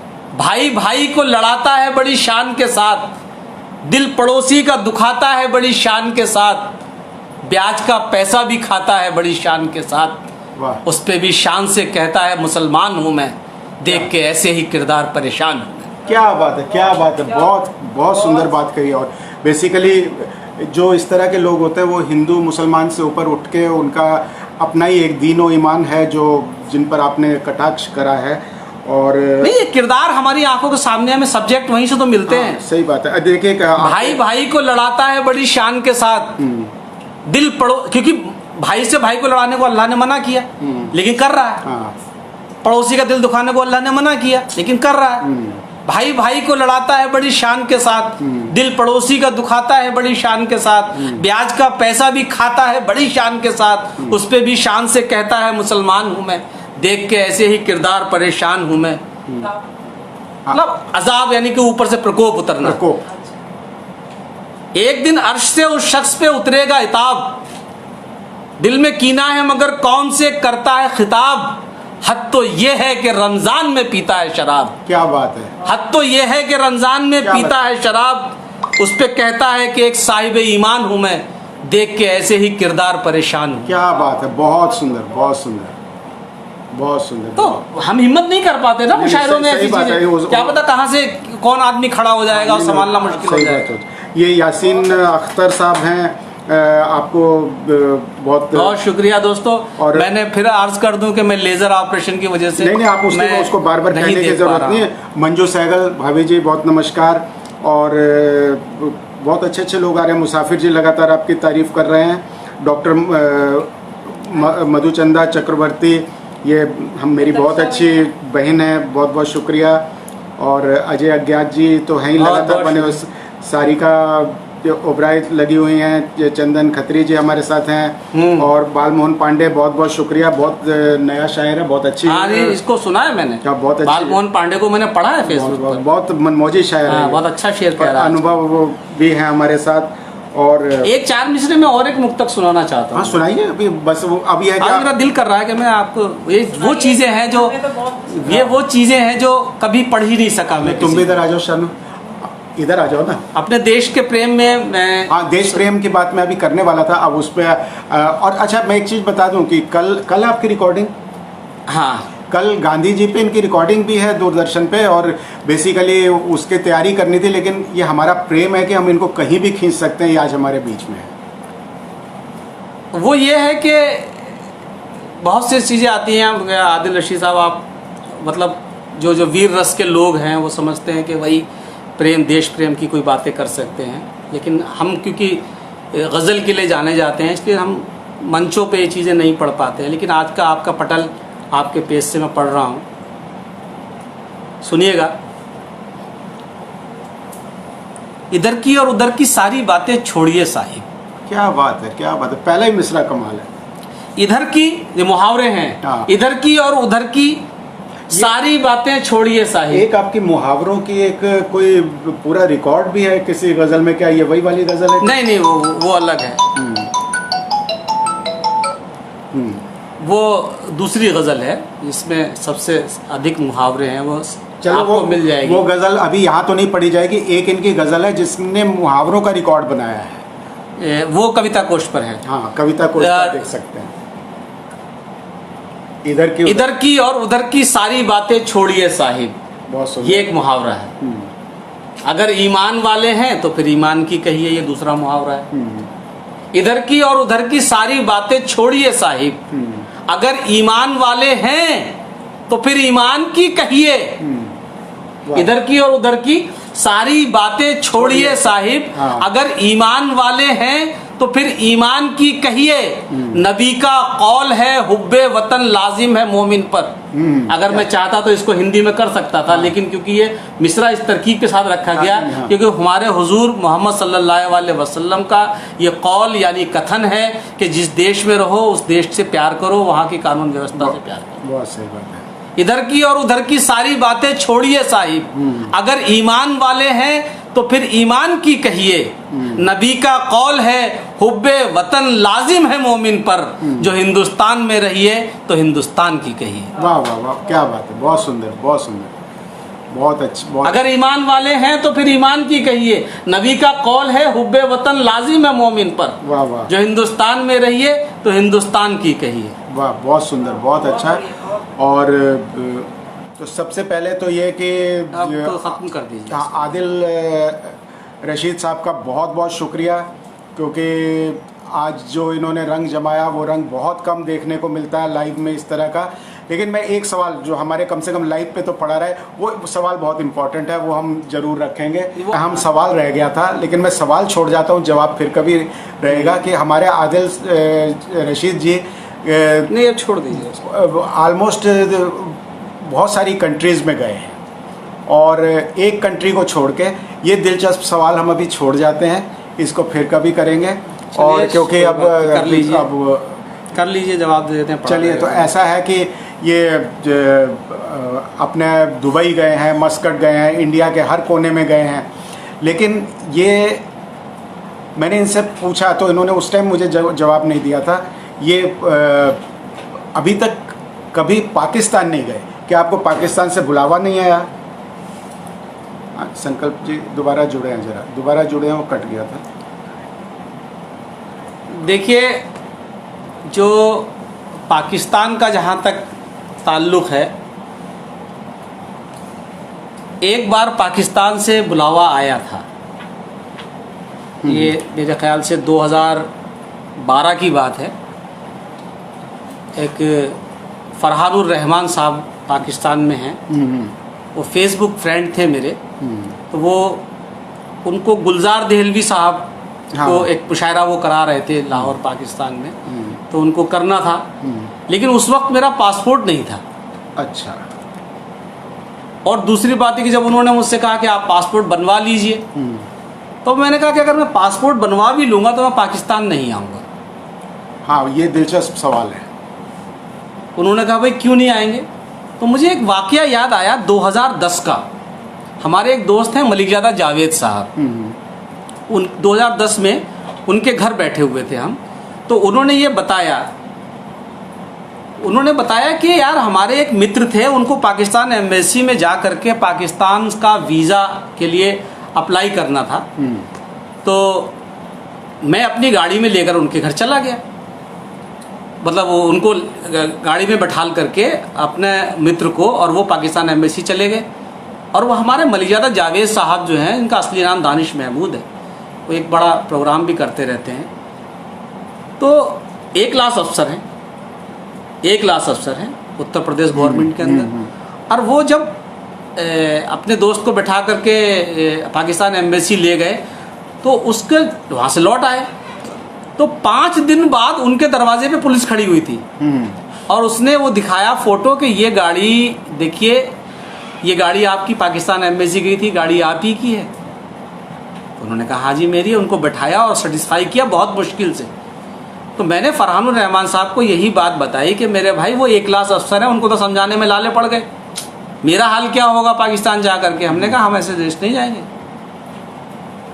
बहुत, जहाँ आपको अपने आप को हमें अपने आप को सेव करना है ना। सही बात है। हाँ, हम तो पाकिस्तान जा करके हमको क्या हासिल हो जाएगा, लेकिन पता चला कि सीबीआई पीछे पड़ जाएगी हमारे हिंदुस्तान में, तो मैंने इनकार कर दिया जाने। चलिए, आप जिन जिन मुल्कों में गए बहुत नाम कमाया अपना। मैं तो आपकी दुबई की यूट्यूब्स बहुत शौक़ से देखता रहता हूँ, और बहुत कमाल का आज का हमारा प्रोग्राम रहा। और बहुत अभी तक मैंने ना अपना कोई ऐसा लाइव किया, ना ऐसा कोई लाइव देखा है, और लोगों ने बहुत इंजॉय किया, बहुत अच्छी शायरी सुनी, बहुत अच्छी बातें सुनी, और अभी मैं ये समझता हूँ कि आप जैसे शायर के लिए, आप जैसे इंसान के लिए 1 घंटा काफ़ी नहीं है। हम लोग फिर कभी बैठेंगे, किसी और मंच पे बैठेंगे। बहुत बहुत शुक्रिया और हाँ, तमाम दोस्तों का। और आपका भी, आपकी भी अब ये जिद रहनी चाहिए कि आपका कोई इंटरव्यू लेगा तो मासूम लेगा। और हाँ नहीं, बिल्कुल ये ऐसा कुछ नहीं है। बस ये है कि हम तो बहुत रिजर्व रहने वाले लोग हैं, बहुत खामोशी से अपना काम करते रहते हैं। इज़्ज़त और ज़िल्लत जो है वो अल्लाह के हाथ है। वो जिसको चाहता है शोहरत देता है, वो जिसको चाहता है ज़लील करता है। ये सब उसके इख्तियार में है। मैंने चाहा भी नहीं था कि कभी मेरे इस तरह शेर वायरल होंगे। मैंने कभी सोचा भी नहीं था कि इस तरह मेरे शेर वायरल होंगे। लेकिन अल्लाह, और जब कोशिश, जो आदमी जिस चीज़ के पीछे भागता है ना, वो चीज़ उसको कभी नहीं मिलती है। आप अपना खामोशी से काम करते रहिए, अल्लाह जब चाहता है नवाज देता है। उसके लिए एक रात काफ़ी है। बहुत बहुत शुक्रिया, बहुत अच्छी बातें। और शुक्रिया मेरे घर में आने के लिए। मेरा घर खूबसूरत लगने लगा और अब ये शायर का घर लगने लग गया। और बहुत बहुत धन्यवाद आपका, और फिर मिलेंगे। शुक्रिया शुक्रिया सबका, जो लोग आए जिनके नाम हम नहीं पढ़ सके उनका भी शुक्रिया, और उनका विधिवत शुक्रिया भी। सबका शुक्रिया हम कमेंट्स में बिल्कुल करेंगे जानकर। कायदे से तो 9 बज गए, लेकिन आप एक छोटा सा कुछ भी अपने, अब आप अपनी पसंद का कुछ सुनाइए। और नहीं, वो आपने एक सवाल किया था कि वो अंग्रेजी काफियों की गज़लों के बारे में। ये एक चीज़ मेरे से छूटी है। नहीं, मैं उसका जवाब दे देता हूँ। तो ये आप बहुत कम शायर हुए हैं जिन्होंने अंग्रेज़ी काफ़िए और रदीफ़ लिए हैं। आपको आदिल रशीद जी की शायरी में वो सब मिलता है, तो एक बार उसका भी चर्चा करते हैं, क्योंकि नए सीखने वालों के लिए बहुत कुछ हो सकता है। माधवी शंकर शुक्रिया, और अनुभव जी शुक्रिया, सारिका बनी हुई हैं, बालमोहन जी बने हुए हैं। और इतना तेज़ी से, क्योंकि लोग बहुत तेज़ी से कमेंट कर रहे हैं। ये अपने कौशल परमार जी, कौशल परमार मेरे बहुत चाहने वाले। हाँ, मैं आपका नाम 2 बार निकला, और क्योंकि निकल गया ऊपर तो मैं नहीं ले पाया, तो आपका भी शुक्रिया। अब हम तमाम लोग जो मेरे साथ जुड़े हैं, मैं सबके कमेंट्स का आंसर उसके बाद आराम से प्रोग्राम के बाद लिखित में दूंगा। मेरे साथ अभी मजबूरी है कि मैं इतनी दूर से लेज़र ऑपरेशन की वजह से कमेंट नहीं पढ़ पा रहा हूँ। चलिए जी। हाँ, तो आपका सवाल था कि अंग्रेज़ी काफ़ियों की शुरुआत कैसे हुई, कब हुई। दरअसल बात 1988-89 की होगी, जो मैंने एक गज़ल कही थी, और मैं उसी गज़ल पे समाप्त भी करूँगा आज का प्रोग्राम। तो वो गज़ल मैंने कही थी, तो बड़ी मेरी खिंचाई की उस समय के जो शायर थे, उन लोगों ने बड़ी खिंचाई की कि ये क्या तरीक़ा हुआ, ये कौन सा तरीक़ा है। लेकिन मैंने उसके बाद, सबसे पहले का तो गारंटी नहीं लेता, क्योंकि उससे पहले बशीर बद्र साहब ने भी अंग्रेज़ी के बहुत लफ्ज़ इस्तेमाल किए। रिबन उनका बड़ा मशहूर है। हाँ, मतलब उन्होंने अंग्रेज़ी के शब्द इस्तेमाल किए, अंग्रेज़ी काफ़ियों में गज़ल नहीं कही। हाँ, ठीक है ना। हाँ। और उसके अलावा किसी हास्य के शायर ने अंग्रेजी काफियों में गज़ल कही है। वो ये सुनने में आता है। अख्तर कोई नाम उन्होंने कही होगी, लेकिन संजीदा में अंग्रेजी काफियों में गज़लें अंग्रेजी काफियों में नहीं कही। तो 88 के आसपास मैंने गज़ल कही थी। और मेरे मित्र हैं प्रेम भटनेरी, और इनके मैंने वो वीडियो मेरे यूट्यूब चैनल पर आदिल रशीद ऑफिशियल पर अवेलेबल भी है। तो वो 88 में मैंने गज़ल कही थी। वो गज़ल मैं आपको सुनाता हूँ कि ख्वाहिश दुनिया जो की, तो ख्वाहिश दुनिया मतलब दुनिया की इच्छा। फिर मेरे अंदर आदत ये है कि मैं आसान भी कर लेता हूँ। दुनिया की इच्छा जो की तो ऑटोमेटिक हो गए। क्या बात है, क्या बात है। ख्वाहिश दुनिया जो की तो ऑटोमेटिक हो गए, जो थे अच्छे खासे इंसान डिप्लोमेटिक हो गए। क्या बात है, क्या बात है। ख्वाहिश दुनिया जो की तो ऑटोमेटिक हो गए, जो थे अच्छे खासे शायर डिप्लोमेटिक हो गए। और अब किसी से भी नहीं करते हैं अपने दिल की बात, अब किसी से भी नहीं करते हैं अपने दिल की बात। आपसे बिछड़े तो कितने सिस्टमेटिक हो गए, आपसे बिछड़े, अब किसी से भी नहीं करते हैं अपने दिल की बात। आपसे बिछड़े तो कितने सिस्टमेटिक हो गए, आपसे बिछड़े तो कितने सिस्टमेटिक हो गए। गांव से जब शहर आए वो घुटन महसूस की। जो इंग्लिश काफियों की गज़ल की बात हो रही थी, तो बहुत सी गज़लें हैं मेरी इंग्लिश काफ़िए मैंने इस्तेमाल किए। 1988 में मैंने ये गज़ल कही थी। उस टाइम बड़ा लोगों ने अच्छा नहीं समझा था अंग्रेजी काफ़ियों को इस्तेमाल करना। सुनिए और फिर उसके बाद में इधर आकर के जो गज़लें, जो सबसे पहली गज़ल थी अंग्रेजी काफ़ियों पे, वो ये थी कि ख्वाहिशे दुनिया जो की तो, ख्वाहिशे दुनिया मतलब दुनिया की इच्छा, दुनिया की इच्छा जो की तो ऑटोमेटिक हो गई। वाह। ख्वाहिशे दुनिया जो की तो ऑटोमेटिक हो गए, जो थे अच्छे खासे इंसान डिप्लोमेटिक हो गए। डिप्लोमेटिक हो गए, क्या कहने, जो थे अच्छे खासे इंसान डिप्लोमेटिक हो गए। क्या कहने।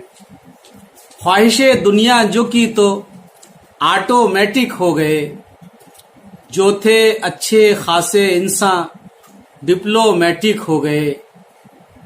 अब किसी से भी नहीं करते हैं अपने दिल की बात। क्या बात, क्या बात। अब किसी से, ख्वाहिशे दुनिया जो की तो ऑटोमेटिक हो गए, जो थे अच्छे खासे इंसान डिप्लोमेटिक हो गए, और अब किसी से भी नहीं करते हैं अपने दिल की बात।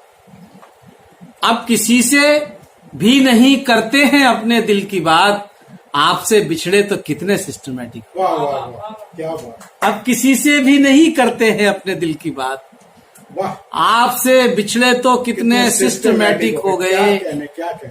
अब देखिए मुहावरों का जहां तक है कि सिर्फ मैंने इंग्लिश के मुहावरे भी बहुत इस्तेमाल किए, और इसमें देखिए जैसे मैंने एक मुहावरा इस्तेमाल किया था इंग्लिश का कि किसी का दिल दुखाकर यूं तो टाइम पास होता है। क्या बात है, क्या बात है। किसी का दिल दुखाकर यूं तो टाइम पास होता है, मगर एक वक्त आता है बड़ा एहसास होता है। क्या बात है, क्या बात है। किसी का दिल दुखाकर यूं तो टाइम पास होता है, क्या बात, मगर एक वक्त आता है बड़ा एहसास होता है। तो गजल पढ़ रहा था कि इंग्लिश मुहावरा कि अब किसी से भी नहीं करते हैं अपने दिल की बात, आपसे बिछड़े तो कितने सिस्टमैटिक हो गए। जिंदगी इतने चेहरे हमने बदले, जिंदगी तेरे लिए। भाभी जी अंग्रेजी का मुहावरा देखिएगा इसमें, और कि अंग्रेजी का मुहावरा और पूरी तरह से मुहावरा है। अब किसी से भी नहीं करते हैं अपने दिल की बात, आपसे बिछड़े तो कितने सिस्टमैटिक हो गए। इतने चेहरे हमने बदले, जिंदगी तेरे लिए।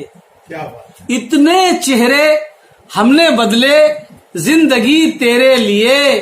रफ्ता रफ्ता हम डिपेंड ऑन कॉस्मेटिक हो गए। वाह, क्या बात है, क्या बात है। इतने चेहरे हमने बदले, जिंदगी तेरे लिए।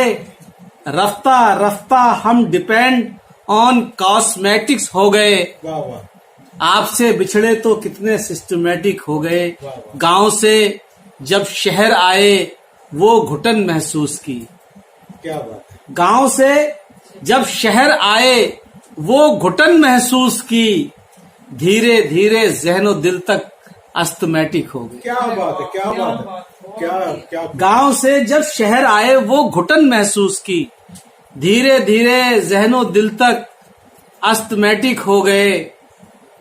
अब किसी से भी नहीं करते हैं अपने दिल की बात, आपसे बिछड़े तो कितने सिस्टमैटिक हो गए। वाह। रिश्तों को वो ऐसे मैनेज करता है, रिश्तों को वो ऐसे मैनेज करता है। फोन नहीं करता पर मैसेज करता है। क्या बात है, क्या बात है, क्या। रिश्तों को वो ऐसे मैनेज करता है, फोन नहीं करता पर मैसेज करता है। एक दूजे के खून के प्यासे दोस्त तेरे, एक दूजे के खून के प्यासे दोस्त तेरे, एक दूजे के खून के प्यासे दोस्त तेरे। तू दोनों को कैसे मैनेज करता है। क्या बात है, क्या बात है। एक दूजे के, कोई ऐसा होता है ना कि एक दूसरे के खून के प्यासे हैं और एक उनका कोई कॉमन फ्रेंड भी होता है, तो वो आखिर किस तरह मैनेज करता है। सही बात। एक दूजे के खून के प्यासे दोस्त तेरे, तू दोनों को कैसे मैनेज करता है। एक दूजे के खून के प्यासे दोस्त तेरे। तू दोनों को कैसे मैनेज करता है, मेरे मुंह पे करता है तारीफ मेरी, मेरे मुंह पे करता है तारीफ मेरी, पीठ के पीछे लेकिन डैमेज करता है। क्या बात है। बहुत बढ़िया। क्या बात। तू रिश्तों को कैसे मैनेज करता है, फोन नहीं करता पर मैसेज करता है। वाह। एक और देखिए कि इश्क से क्यों वो हेट करते हैं, बहुत सुंदर। नफरत क्यों करते हैं, इश्क से क्यों वो हेट करते हैं, आओ इस पर डिबेट करते हैं। क्या बात। वाह वाह वाह, बहुत वाह। बढ़िया। इश्क से क्यों वो हेट करते हैं, आओ इस पर डिबेट करते हैं। वाह। उनकी फितरत है लेट करते हैं, क्या बात है। क्या बात है। क्या उनकी फितरत है क्या हुस्न है। लेट करते हैं, अपनी आदत है वेट करते हैं, क्या बात है। बहुत वाह। अपनी किस्मत है वेट करते हैं। और खुश हैं तुमको डिलीट करते हुए, खुश हैं तुमको डिलीट करते हुए। ये तो सारी दुनिया जानती है।